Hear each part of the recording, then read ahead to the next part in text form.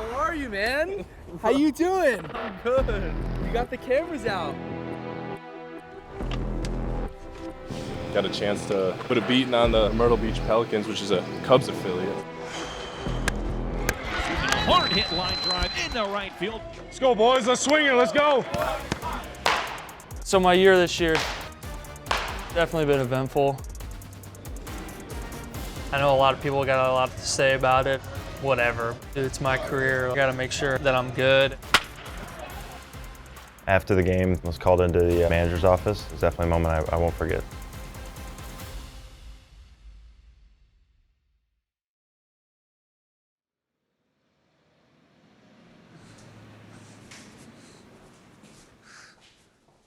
My year this year, it's definitely been eventful. Just from not having the best start of the year, and then got the news that they wanted to send me out to Arizona to work on some things with Ryan Fuller. So Ryan Fuller, he's the head hitting director of the whole organization. Outer edge called, strike three. Montgomery walks away. April 29th was the day I was sent out to Arizona. Sergio texted me the night before and was like, hey, can you come into the field a little bit early, around 10 o'clock? Just want to talk to you about some stuff. I didn't really know what to do, didn't really know what to think. I just started walking around outside my apartment complex. Oh boy.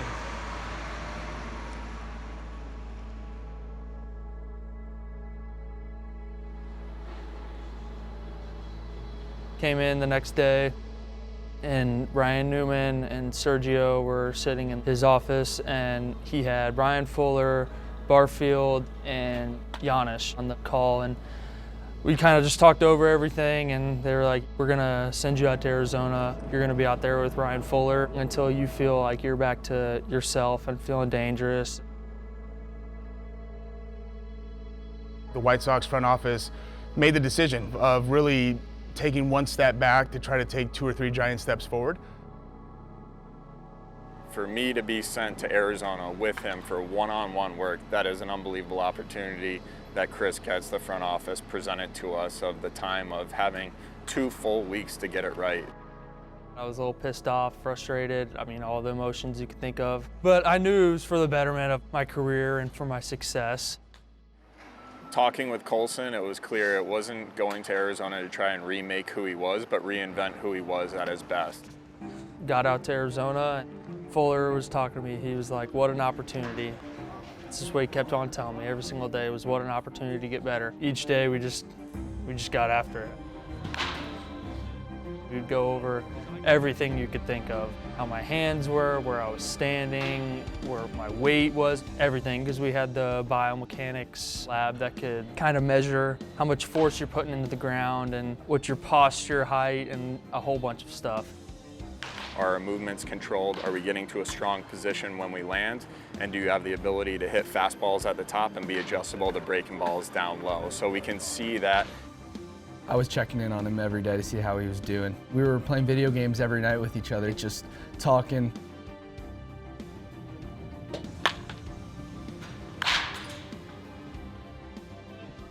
I was out there for about 10 days. There was actually a point like 5 days in, and we almost left because I was feeling good and Fuller saw something, and then we stayed for like 4 more days. You too. Good, you? Good. You know? I know. When he came back from Arizona, I mean, he seemed like a whole new hitter. It was almost a Jekyll and Hyde situation where he looked like he was on the attack and he was looking for pitches to drive, and he did that. A home run for Montgomery. 3 rows to the bleachers. I would say one of the highlights is the 4-for-4 2-home run game. That was fun to watch. He put on a show. This one in the air to right center. Hit well. Osuna back of the wall. He'll watch it. Get out of here. Another home run for Colson Montgomery. This one to deep right center field.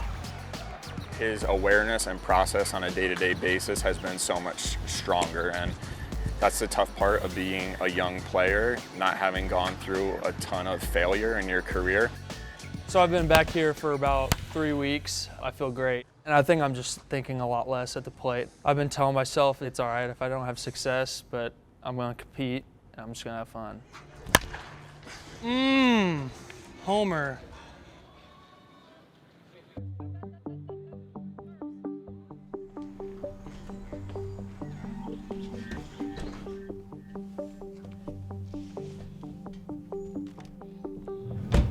We are a little over halfway done with the first half of the season. So just been grinding it out, playing ball. I'd say this is the first year where I've ever really had like a good amount of adversity to face. You know, when things aren't going my way, I'm gonna keep showing up. You know, your swing feels terrible. You had a bad day the day before, but you still got to show up in the cages, show up at the BP, show up for the games. I'm gonna enjoy it. You know, I'm gonna be a leader, and you can't break me. The 21-year-old from Illinois, Noah Schultz, out on the hill, the 6'10" left-hander, the White Sox top prospect. My last start in Birmingham, I think I had a no-hitter into the 6th inning. The 2-2, swing and a miss. It was one of my better games of the year. The following day, I was called into the manager's office. Pitching coach, John, told me I was coming to Charlotte. It was definitely a shock. It was something that, you know, I was really excited for. And then, you know, the next like 48 hours, it was really hectic.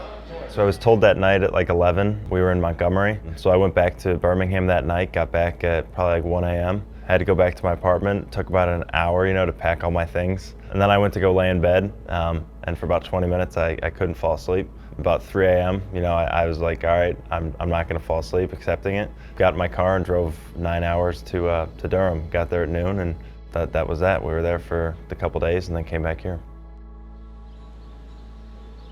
White Sox have a plan, and they felt like now's the right time to continue to challenge him, and it's the next step in his process to eventually becoming a major league pitcher. Walking out onto Truist Field for the first time, it was awesome. Can't not talk about, you know, the backdrop. It's pretty amazing, and I'm glad to be here and glad to be a part of this team. I had the pleasure of getting to watch him throw all last year, and it was special just how much he grew as a pitcher, as a young man, and so I'm looking forward to his first outing as a Charlotte Knight.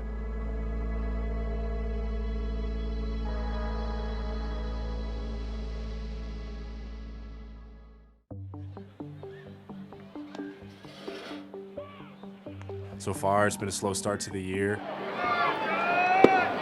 Hitting average under 200, I don't think I've ever had that. He's battling right now. He's battling offensively. He's just trying to find that one thing that lets him click for a long period of time. Obviously, you know, a kid that young, I don't expect him to hit breaking balls, you know, at this level, but there's a lot of work towards that. You know, like eye pitch machine, you know, speed drills. Because I always said, if you want to learn how to hit a breaking pitch, you know, you got to learn how to take it. And as bad as, you know, the numbers say, and as bad as I'm playing right now, I'm not sitting down and trying to revamp my swing and, you know, rewrite a bunch of things. The work that he's put in, like, it's coming. Like, you don't put that type of effort and that type of work in and not get rewarded for it. There's been some times when I've been putting too much pressure on myself. So recently, like, it's honestly just been like trying to realize that, like, I'm like right here in the whole long run of my career, and like, don't make every day the World Series. You know, realize that I'm an A-ball, and you know, I'm trying to get to Chicago. So no point to have. Oh my son, I got it. Pre-game is just a great opportunity to go out and get better. You got to be able to stay loose and enjoy it. Hey, I was saying I got to make it to the show so we can meet Caleb Williams and he can introduce me to Yeet. Cause you seen they boys? Yeah. Hey, keep showing up, baby. That's my motto right now. Show up. Keep showing up. Body feels great, swing feels great, and I'm ready for a big month of June. Let's go, brother. Have a day. Hey, enjoy it. How's the season going for you, bro? Going good, a little up and down. Are you 20 right now? 19 still. Yeah. All right, boss. Yes, sir. Good to see you. And George Wolkow gets his first turn at the dish against 𝗵𝗻 So first AB, got a pretty deep count. You know, threw me a slider, middle, a little bit low. Kind of tried to stay inside it too much a little bit. Let it get a little too deep, flew out, kind of left center. You know, came back to the dugout, maybe a little bit frustrated. Hey, Charlie said in the hitters meeting that he doesn't throw the slider for a strike, and he threw me 2 for a strike, bro. It doesn't matter, same bro. You know, I think, you know, going into it, kind of have to almost tip my cap. You know, he executed 2 pitches that statistically he doesn't always execute. George Wolkow stands in and leads things off. It's the bottom of the 4th inning here in 𝗏𝗏𝗀𝗀.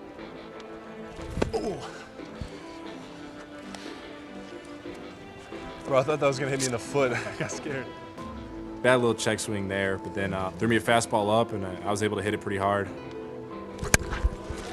Holy smokes, 112 miles an hour off the bat of George Wolkow. That's what you call big boy pop. Wolkow stands in for his 3rd at-bat. Coming up to the plate, and I figured his put-out pitch with 2 strikes is that sweeper, but I was all over it. So, plan executed there. George Wolkow with his 7th multi-hit game of the season. Couple of base hits. He has exactly half the ballers' base hits in tonight's action.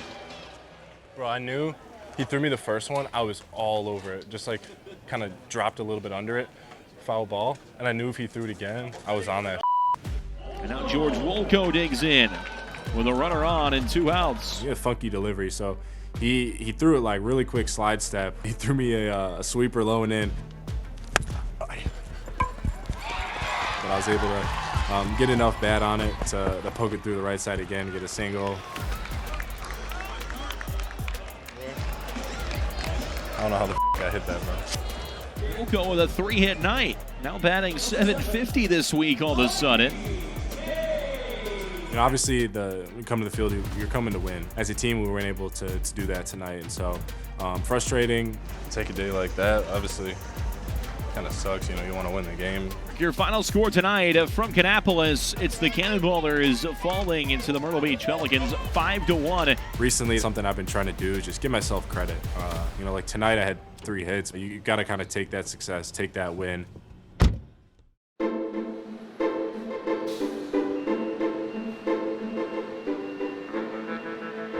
It's always good vibes of being back in Charlotte. We were in Buffalo last week, and I'll just say Buffalo is not for me. It's like gray all the time. It's not sunny. Coming back to Charlotte, it's like a breath of fresh air. It's just trying to stay neutral because you never know what's going to happen in this game or even in Buffalo. Just feeling good, and then you get hit in the knee, and then I'm out for 5 days now. But I'm happy to be back. I hope this game-ready thing doesn't throw off my swag.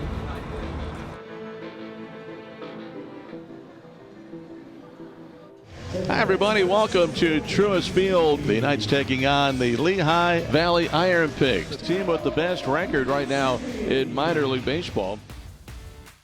And the way I go about my business is just being loose, being free, being easy. Let's go, baby. Let's go, baby. So first game back after the injury.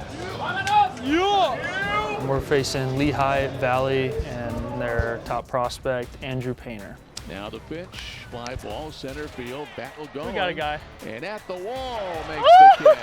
Yes, sir. And it's a 1-2-3 top of the 1st inning. Where is my batting glove? Yeah, I would say last night was definitely a first for me. Bottom of the 2nd, I walked the at-bat before and gave batting gloves to my bat boy. I think he got them all mixed up. And so I just grabbed some random batting gloves. I was pretty frustrated. And the throw by Brito to first is in time. Those are your batting gloves, and you feel most comfortable in them. I gave them to the kid, and I don't know where they went. God damn, I couldn't even grip my damn bat. I broke my bat too, so I was a little more upset then, but it was funny looking back on it. That was probably the craziest thing I've ever had to do right there. Looking over the at-bats, a couple words I could say is just broken bats. My last bat. No way! I just got this bat. I had 3. It's the most broken bats I've ever had in a game. I broke one, went in there, found a brand new one, and I just broke that one. That's why you get 60 a year. Pitch is hammered out. That ball one back, it is up, it is gone. His first. The guys were swinging it well last night. I was breaking my bats pretty well. And he sends this one right to the third baseman who makes the catch. Damn it. Those poor bats. Sometimes those bats die a hero, sometimes they don't. I know Colson's got a lot of bats, so he's going to be all right. He didn't have the night that he wanted, but we got a dub. Dubs. When I walked into the clubhouse, he had the biggest smile on his face, happy for his teammates. And the Charlotte Knights defeat the Iron Pigs 8-3. You know, bat that won't break, bro. I might go look for more.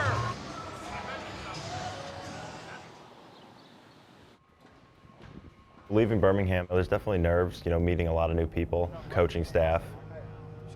It's definitely something that takes a lot of getting used to.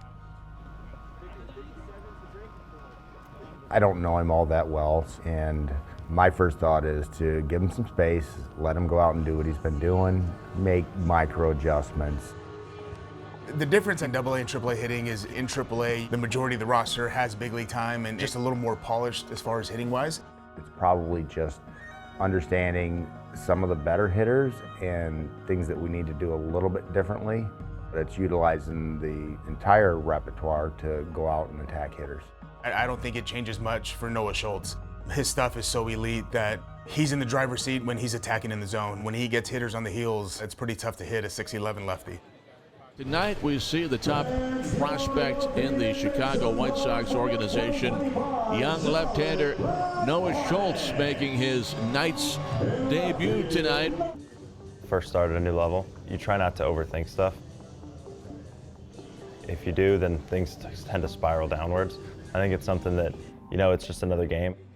He's this quiet, just well-mannered kid on the days he's not starting, and then you really notice a switch when he is pitching that night, and he just kind of gets a little more quiet, a little more focused. And then when he toes that slab, man, he's as competitive as they get. It's always exciting, Mike, when you see a guy make his AAA debut, and especially a guy like Schultz in his young professional career, but somebody that the White Sox are extremely high on. And on the mound, finishing up his warm-ups, is 6'10" left-hander Noah Schultz, as he makes his AAA debut tonight. There's, always some nerves going into every game, but having my mom in the crowd, it was a great feeling, to have the support there. How are we feeling, Mom? I'm really not nervous. I'm just, to see him out there is great, and it's the same field size, so he's got it. I didn't see my mom or aunt and uncle during the game. I try not to, look in the stands. It's great to have them to know that they have my back and to know that they were there to watch me. It was a great feeling. Overall in Major League Baseball, he is prospect number 13 in the top 100.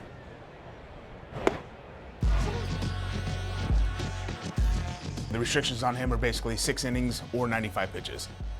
He's got 3 elite pitches, and so I always say you pitch to your strengths, not to the hitter's weaknesses. We'll see what he has as he'll face a lineup that's an older lineup and has a big leaguer in 𝗪cie𝗰𝗶𝗹 who's on a rehab assignment. He's a great hitter and a guy that I've seen on TV before, but I think if you are on the mound, some guy steps in the box and you're fanning out over the guy and you know who he is, that's never going to succeed. 𝗏 batting .571. Swing and a ground ball to the shortstop, 2 big hops. Montgomery fires to first for the out. You got to take it as, he's another guy, and you just go out and attack him. Here's the 2-2, swing and a miss. Curveball got him. The first 1-2-3 inning today for Noah Schultz. It was nice to have a friendly face behind the dish. Adam Hackenberg, he was catcher, caught me a lot of starts last year and this year. I'm in AA. Then the runner takes off at first base. Pitch a strike, throw down by Hackenberg. He's out. It's a huge relief, when they get gunned down, and he was 2 for 2 on getting guys stealing. The pitch, a curve for a strike, throw to second, good throw, and out again. Innings 1 through 3, it went pretty smooth. Here's a ground ball, and the 6'10" Schultz reaches up and snags that one. It helps to be 6'10" right there. Ground ball right back to the pitcher, and Schultz throws to first.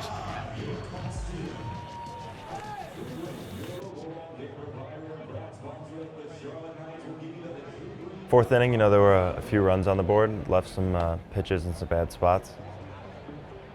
Slicer out to right field. Coming home is Kelenic, throws high and scoring on it.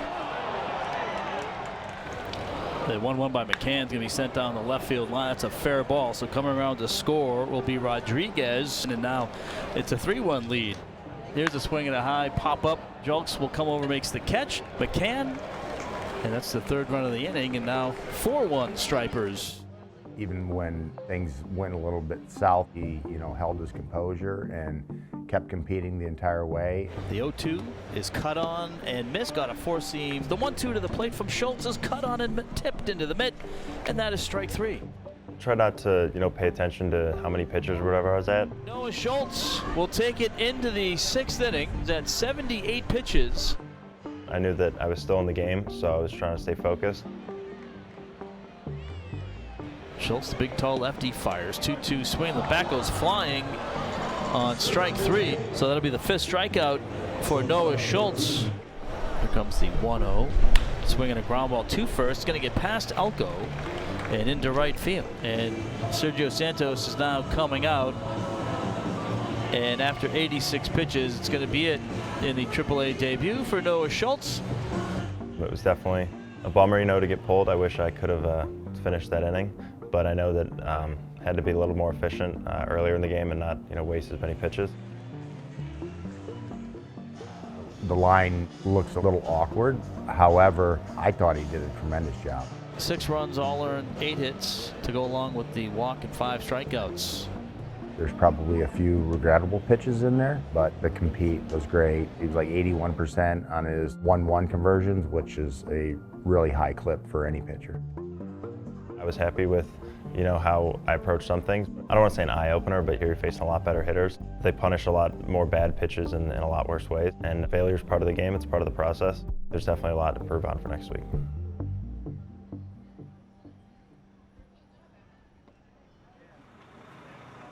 I feel like I'm a totally different guy now. Appreciate it. I've learned a lot about myself mentally, just having to deal with a lot of adversity and a lot of outside noise. I can't change my average that much with one swing. I'm just more at a neutral thinking of there's always a next pitch, there's always a next at-bat, there's always a next game. It's nice living close to the field and walking back. I got a pretty sick view of the field too. I had to talk to the ground screw guy and tell him to turn the lights off because they stay on till like 3 a.m. It's like kind of goes into my bedroom. All right,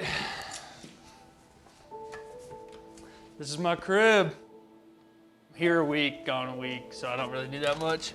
But balcony is where it's at. It's pretty sick.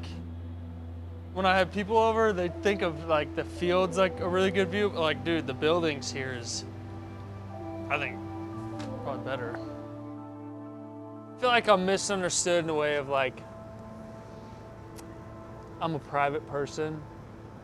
I don't like all my business out on the street, Try to keep that as close as I can to just family and friends. I might seem like an outgoing guy, but I like being alone. Not lonely, I like being alone because growing up I was in a house with like 10 people because I have siblings and my parents and my cousins were always there. So I valued the time that I could by myself. And I think like in pro ball, coming out of high school, like be by myself a lot. And so I kind of liked it because I felt like I could just chill, be in the moment, not really think about anything.